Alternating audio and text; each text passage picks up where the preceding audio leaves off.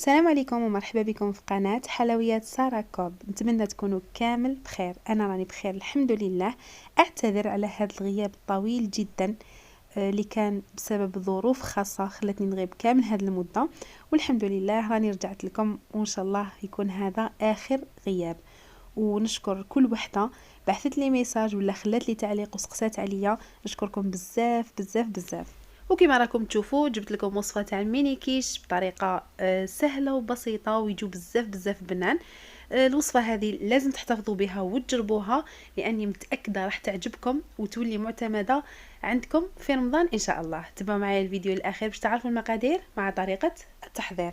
نبدا بسم الله. اول حاجه راح نديرها هي العجينه. حندير لكم عجينه مبسه وفي نفس الوقت تجي تذوب في الفم. نحتاج فيها نص كاس تاع الزيت زائد نص كاس تاع المارغرين تكون ذايبه وبارده، ما ديروهاش سخونه بزاف، ذوبوها وخليوها تبرد شويه. وهنا نص كاس داري 2 مغارف كبار تاع المارغرين. نزيد ثلث كاس تاع الماء يكون دافي، ثلث كاس هو تحت النص بشويه، وديروه دافي ما ديروهش بارد بزاف. نخلط كل هاد المكونات جيدا كما راكم تشوفوا بالخلاط اليدوي بالفوي. نخلط مليح مليح حتى نشوف هذيك الزيت والزبده والماء تخلطوا مع بعضهم. ومن بعد نزيد مغرفه صغيره تاع الملح، ديروا هذيك المغرفه الصغيره كامل، ونزيد معاهم مغرفه صغيره تاع الاعشاب العطريه. قبل ما نضيفها نحكها مليح بين صباعتيه كما هكذا، ونضيفها هكذا باش تطلق لنا الريحه والبنه. ونزيد مغرفه صغيره تاع السكر، دائما نستعملوا هذيك المغرفه الصغيره كامل.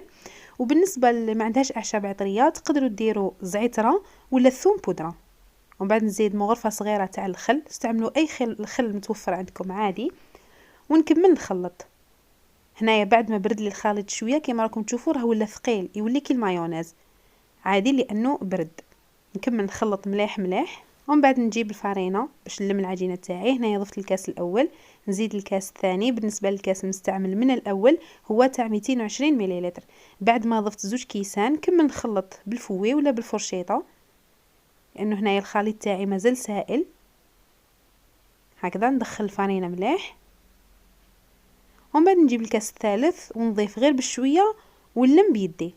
هنا كما راكم تشوفوا ما رانيش نعجن، راني ندخل في الفرينه برك هكذا غير بالاصابع، وفي نفس الوقت نتحسس شحال خصتني الفرينه ونضيف، لانه كيما على بالكم كاين الفرينه اللي تشرب وكاين اللي ما تشربش. كملت هنايا ضفت الفرينه تاعي وندخلها مليح بهذه الطريقه حتى نتحصل على عجينه تكون طريه. ما ديروش العجينه تاعكم جاريه بزاف وما ديروهاش ناشفه بزاف. اذا درتوها جاريه ما راحش تحكم روحها، واذا درتوها ناشفه بزاف تجيكم يابسه.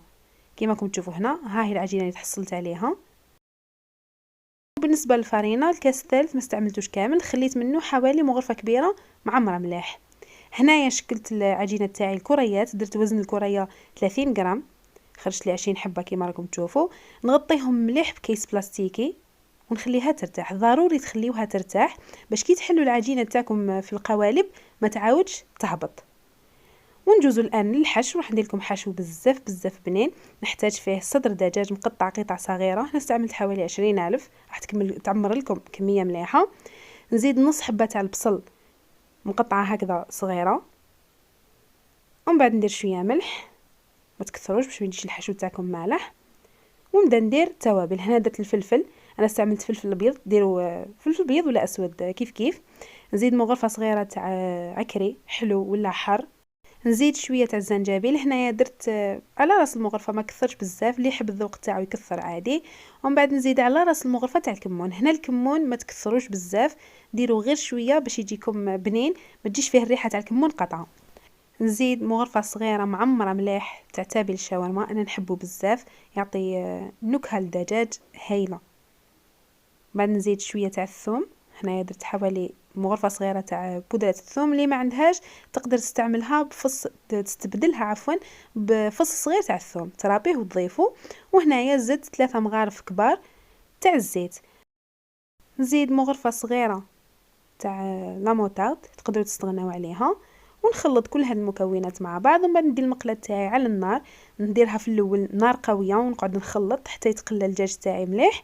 ومن بعد نقص شويه ونخليه على نار هادئه ولا متوسطه، ونخليه يتقلى حتى تشوفوه بيان بدا يتحمر ثم طفيوه ونخليوه على جهه حتى يبرد مليح مليح. كما راكم تشوفوا هنايا بعد ما الدجاج تاعي طاب وخليته كما قلت لكم برد وتحمر مليح كما راكم تشوفوا، راح نضيف له باقي المكونات. اول حاجه هي علبه تاع ياغورت طبيعي، ياغورت ناتور. تقدروا ديروا كاس تاع كريمه سائله، انا نحب ياغورت ناتور احسن وارخص. وهنايا كانت حبست لي الكاميرا ما كانش تصور. كي درت علبه تاع ياغورت طبيعي ضفت بنفس العلبه حليب، يعني درت علبه ياغورت طبيعي وعلبه تاع الحليب، ولا عبرتوا بالكاس درتو كريمه سائله، مثلا كاس تاع كريمه سائله ديروا كاس تاع الحليب. ومن بعد نزيد الجبن. كما تشوفوا هنا عندي قطعه جبن، استعملوا اي جبن توفر عندكم، المهم يكون يذوب ويكون بنين. رابيتو مع هاد المكونات كامل. وتقدروا ثاني في عوض ما ديروا هذا الجبن المبشور تستعملوا جبن مثلثات، واحد 4 حبات ولا 5، ولا تستعملوا الجبن تاع العلب، هذاك الجبن تاع الطلي ديروا 2 مغارف كبار وخلطوهم مليح مع المكونات. وهنايا ضفت 2 حبات تاع البيض. البيض تاعي كبير درت 2 حبات، اذا كان البيض تاعكم صغير بزاف ديروا 3 حبات باش الحشو يجيكم زاكي ويكفيكم باش تعمروا كامل القوالب، يعني 20 حبه تعمروها كامل. بعد ما درت كامل هاد المكونات مع بعض راح نخلطهم مليح مع بعض. وهنا ما تضيفوش الملح لانه ديجا الدجاج فيه الملح، لو كان تزيدوا راح يجيكم مالح. هكذا نخلط مليح مليح، نخلطهم مع بعض، وخاصه هذاك البيض ضربوه مليح باش ما يبقى لكمش مكتل يعني باش يتخلط مع كاع المكونات هكذا. وبالنسبه للناس اللي ما عندهاش الدجاج ولا ما تحبش تاكل الدجاج ولا، تقدروا تستعملوا هذا الحشو، انا موالفه نستعملوه يجي بزاف بزاف بنين.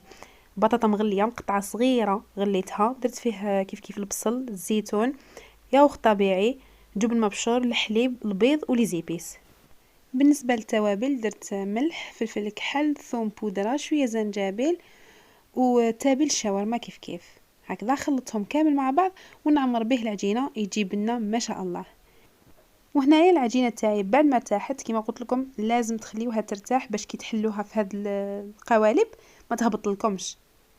هكذا كما راكم تشوفون راني نحل فيها ونضغط مليح في الاطراف، سورتو في الاطراف باش تدي لكم الشكل تاع القالب والحبه تجيكم شابه. هكذا كما راكم تشوفون راني نحل فيها بطريقه سهله، وهذه هي الطريقه السهله. ما قال لا تحلوا العجينه ما تقطعوا بالقطاعات وتعمروا القوالب بالعجينه، لا هكذاك راح يكون لكم بزاف الزوائد والخدمه تجيكم صامته وواعره شويه، ماشي كيما هكذا ليه تكملوا.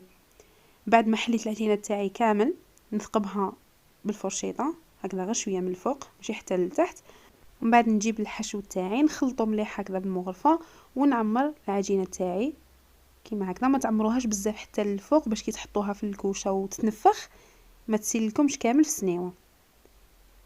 بهذا الشكل حطيتهم كامل في السنيوه وندخلهم الفرن الساخن، لازم تسخنوه مليح وتشعلوا له غير من التحت. كي تشوفوهم طابوا من التحت طفيو وشعلوا لهم من الفوق. وهنايا كنت ما وريت لكمش درت الفرomage رابي وشويه زيتون قبل ما ندخلهم للفرن. كيما راكم تشوفوا هذا هو الشكل النهائي، جاو ما شاء الله. شوفوا هذيك العجينه تجي بزاف بنينه مقرمشه وميم طون تذوب في الفم، وكيف الحشو يجي بزاف بنين وماشي ناشف، يجي مشمخ وطري وبزاف بنين. نتمنى تكون عجبتكم الوصفه تاع اليوم، ما تنساوش تجربوها وتخليوا لي رايكم في التعليقات، وايضا تبعثوا لي تطبيقاتكم في الصفحه تاع الفيسبوك ولا في الانستغرام، مازالهم كاينين، يعني نفس الصفحات مازالهم كاينين. في الاخير اشكركم على المشاهده، نقولكم تهلاو في روحكم ونتلاقاو في فيديو جاي مع وصفات جديده باذن الله.